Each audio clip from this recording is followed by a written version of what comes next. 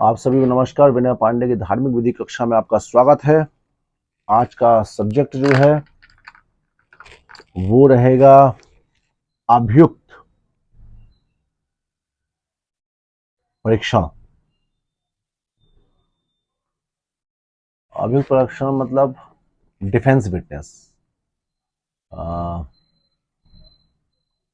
Defence अभियुक्त accused statement.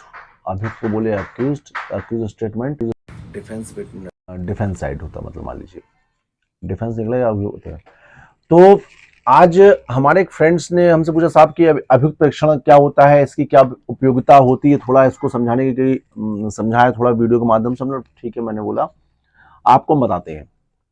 तो पहली बात ये समझ लीजिए कि क्रिमिनल जस्टिस के अंतर्गत जो है दो पार्टी रहती है। स्वाभाविक रूप से हर जगह दो पार्टी रहती है, दो पक्ष रहते हैं। एक पक्ष आरोप लगाता है और दूसरा पक्ष जो ये कहता है, जिसके ऊपर आरोप लगता है, वो डिफेंस करता है। मान लीजिए हमने आपको बोला कि आपने हमारे यहाँ का सामान चोरी किया है, आरोप लगा दिया आपने हमारे यहाँ का सामान चोरी किया है, तो एक पक्ष तो आरोप लगाने वाला हो गया। दूसरा पक्ष जिसके ऊपर आरोप लगा तो वो क्या बोलेगा, हमने चोरी नहीं किया। वो अपना डिफेंस रखेगा, अपना वर्जन रखेगा। यहां से केस चालू होता है। और थोड़ा एक सरल तरीका आपको बताते हैं। मान लीजिए घर में आप बड़े हैं और घर में दो बच्चे आपस में लड़ गए। आप घर में जब पहुंचते हैं तो आप एक पक्ष बताता, साहब कि इसने हमको ऐसा मारा, मम्मी इसने ऐसा मारा, पापा उसने हमको ऐसा मारा, ऐसा मारा। तो पहले बात तो अपन मामला शांत करवाते हैं और फिर उसके बाद एक पक्ष को सुनते हैं। फिर उसके बाद वो तो बोलते, साहब इसने हमको मारा, इसने हमको मारा। तो अपन जब उसको डांटे लगते हैं, जिसको आरोप लगता है, तो उसका वर्जन भी पूछना लेना पड़ता है हमको कि वो क्या बोलता है। बोले हमने नहीं मारा, इसने ऐसा किया था, ऐसा किया था। तो फिर अपन उसको डिसाइड करते हैं क्या करना, सही करना। ऐसे दो पक्ष चलते हैं। क्रिमिनल जस्टिस के अंतर्गत महत्वपूर्ण हो जाता है कि एडवोकेसी के लिए कि क्या नहीं पूछना। हमने आपको लास्ट वीडियो में बताया था कि पान की दुकान में खड़े होकर कोई भी कहीं मुंह चला सकता है कि अरे हाँ ऐसा नहीं, ऐसा नहीं, ऐसा नहीं। लेकिन क्रिमिनल जस्टिस में आपको ये सोचना पड़े कितना कम पूछना। ज्यादा पूछना, कभी कोई ज्यादा पूछना हानिकारक हो जाता है और अभियुक्त को सजा पड़ जाती है। तो उसी प्रकार प्लेंटिफ की तरफ, कंप्लेंट की तरफ से भी ज्यादा यदि बयान देना भी नुकसानदायक हो जाता है।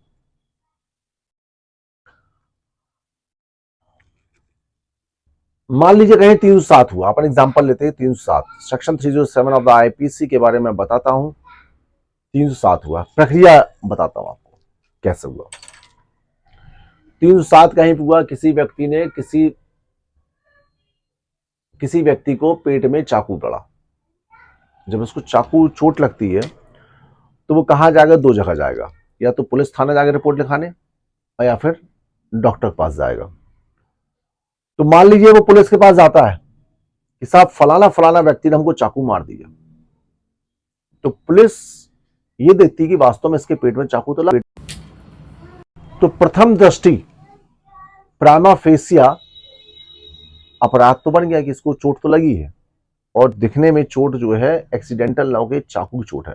तो पुलिस बोलता है किसने मारा, तो पुलिस बोलती है, वो आरोपी, वो फरियादी बोलता है कि साहब हमको राम ने मारा। मान लीजिए हमको राम ने मारा।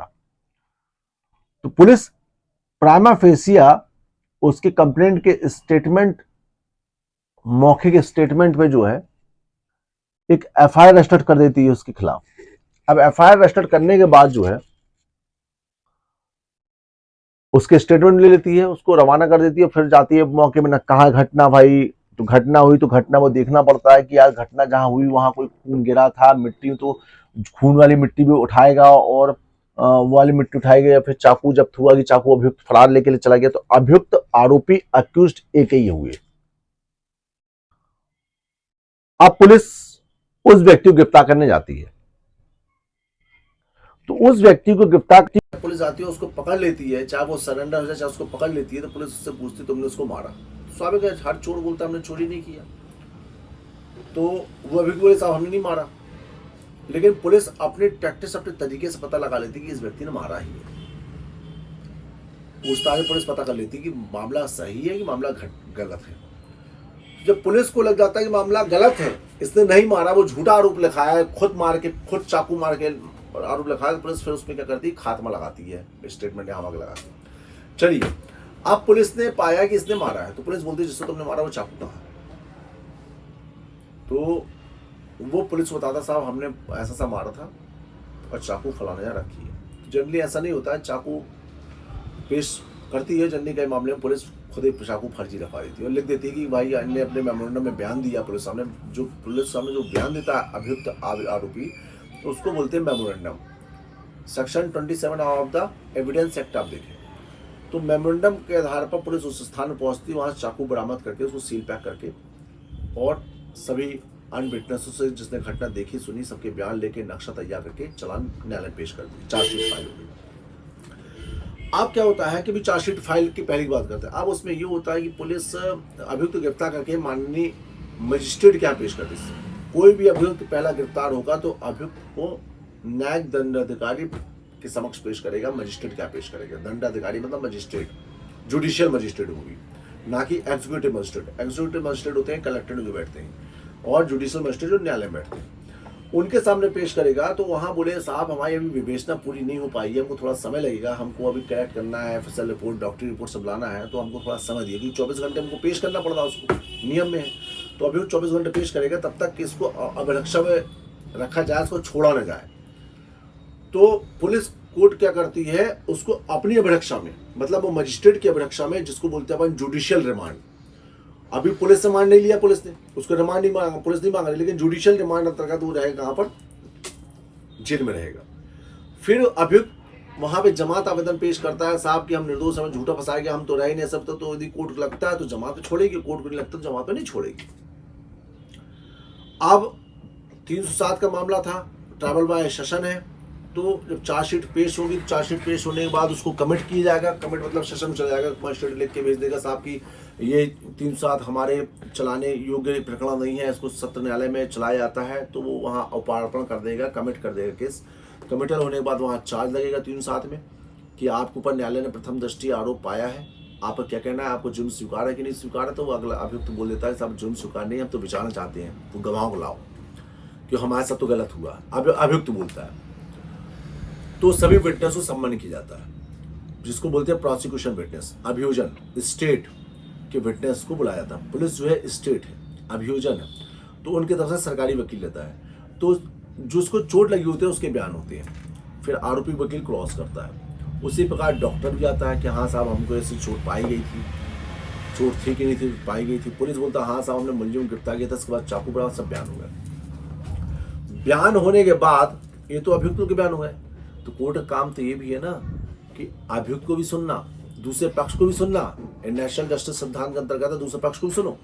तो पुलिस क्या करे, कोर्ट क्या करेगी, जब प्रोसिक्यूशन के सारे विटनेस समाप्त जाएंगे तो अभियुक्त परीक्षण के लिए केस लगता है, अभियुक्त अक्यूज स्टेटमेंट के लिए under section 313 of the CrPC. देखिए आप 313 ऑफ द सीआरपीसी, इस सीआरपीसी में ऑलरेडी उनके क्वेश्चन बनाए रहते हैं, और क्वेश्चन बनाए रखने के बाद जो है वो पूछा तब आपको ऐसा आरोप है तो वो गलत है सही है बताते हैं, साहब हमारे साथ गलत है, सब अपना आंसर दे देते हैं।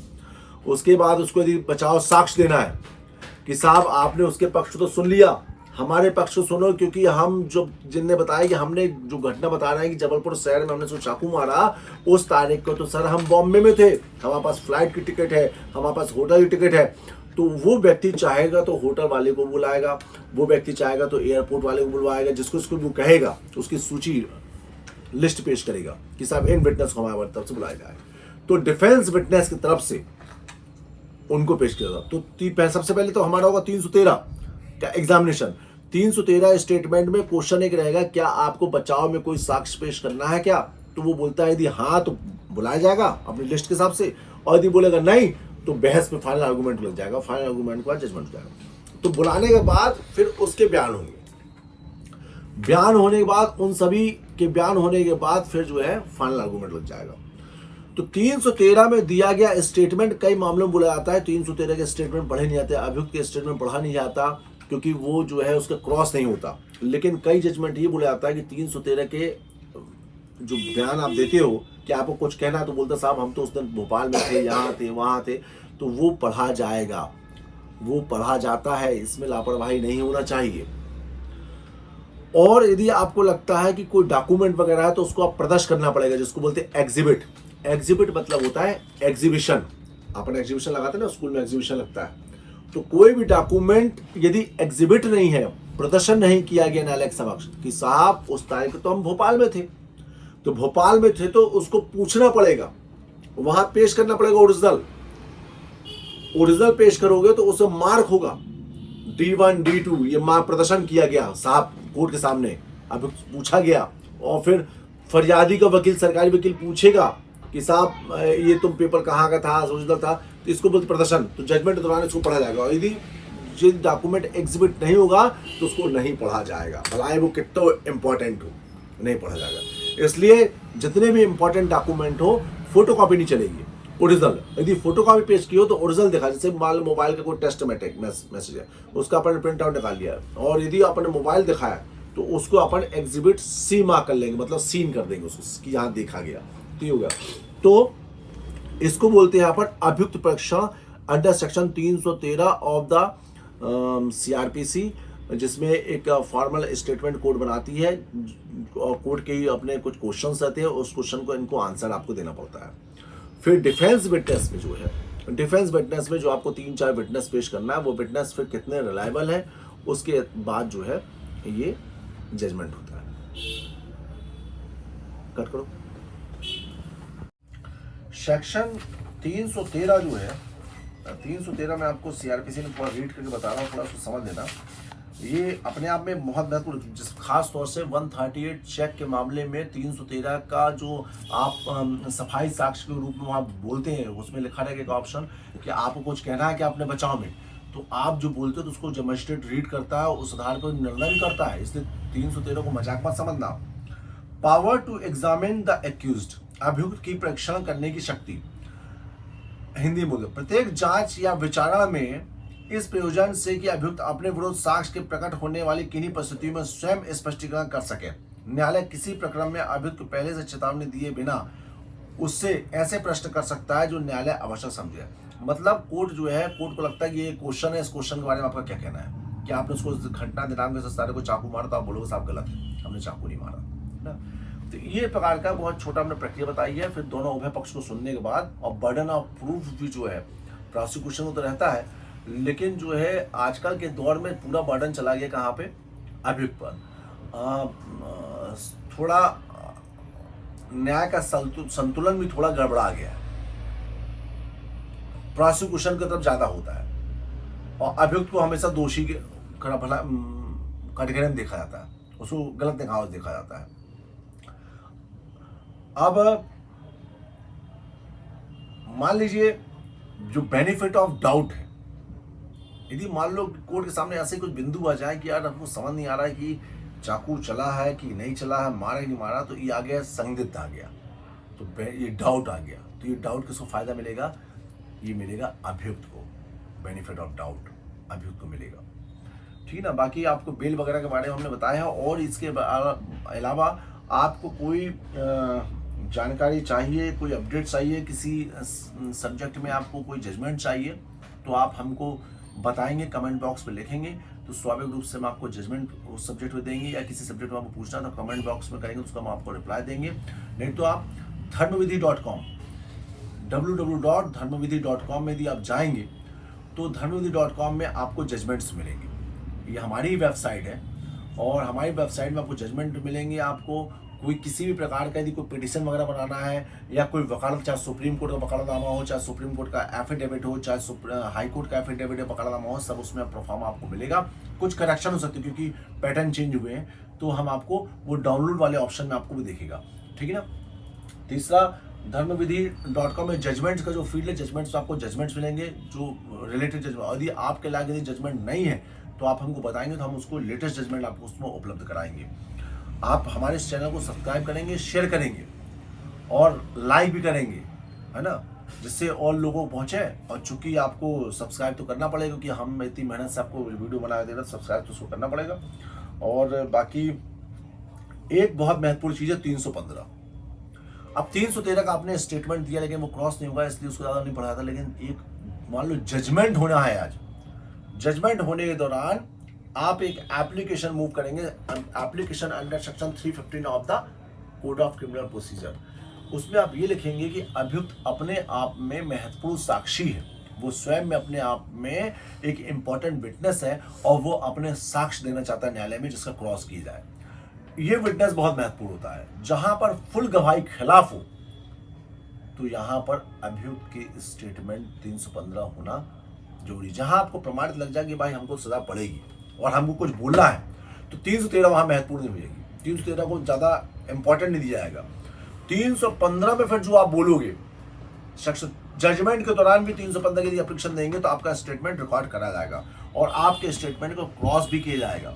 और लेकिन ध्यान रखना 315 एक ऐसा ब्रह्मास्त्र है कि इसका दुरुपयोग यदि आपने करा तो सरकारी वकील जब क्वेश्चन करेगा और वो क्वेश्चन पे आपने थोड़ी भी कुछ गलत कर दिया तो समझना जहां सजा ना पड़ती हो वहां सजा पड़ जाएगी। इसीलिए 315 की एप्लीकेशन जल्दी कोई लगाता नहीं है। 315 accused person to be competent witness, अभियुक्त व्यक्ति का साक्षी, अभियुक्त व्यक्ति का सक्षम साक्षी होना। क्योंकि स्वाभाविक है तुम उसको आरोप फंसा रहे हो, क्यों फंसा रहे हो, क्यों लगा रहे हो आरोप, तो वो तो बताएगा, अपनी बात रखेगा। तो अपनी बात रखेगा तो उसके डॉक्यूमेंट उसके एग्जिबिट होंगे, सब कुछ होंगे। लेकिन 315 का एप्लीकेशन जनरली नहीं लगाया जाता वो, क्योंकि कभी कभी बहुत बहुलक मात्रा में, ज़्यादातर मात्रा में वो खिलाफ जाता है। इसलिए 315 का एप्लीकेशन नहीं लगाना। और वक्त जरूरत कभी कोई बात हो आप हमको बताइएगा, हम आपकी मदद करेंगे। मैं ओम शंकर विनय पांडे एडवोकेट, जबलपुर हाईकोर्ट से आपको नमस्कार। जय श्री कृष्ण।